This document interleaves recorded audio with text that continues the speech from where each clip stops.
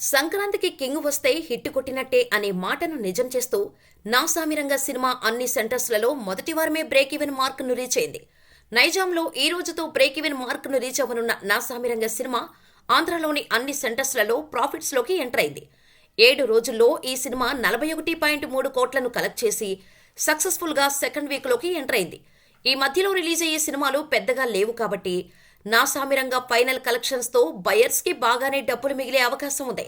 హనుమాన్ తర్వాత Sankranti సీజన్కు second clean హిట్గా నిలిచింది నాసామిరంగా. అక్కినేని అభిమానుల్లో జోష్ నింపిన నాగార్జున సంక్రాంతికి వస్తే హిట్ కొడతాడు అనే మాటని ప్రూవ్ చేసింది నాసామిరంగ సినిమా. ఇకపై సంక్రాంతి సీజన్లో నాగార్జున ఎప్పుడు నిలబడినా హిట్ కొట్టబోతున్నాడు అనే క్లారిటీకి వచ్చేయాలేమో.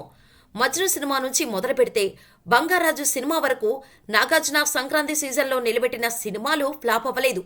సొగ్గడి చిన్నినాయన, బంగారాజు, నాసామిరంగా సినిమాలతో నాగార్జున హ్యాట్రిక్ సంక్రాంతి హిట్స్ కొట్టాడు.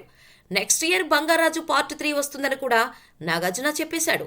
సో 2025 సంక్రాంతికి కూడా కింగ్ నాగ్ సాలిడ్ హిట్ కొట్టబోతున్నాడన్నమాట.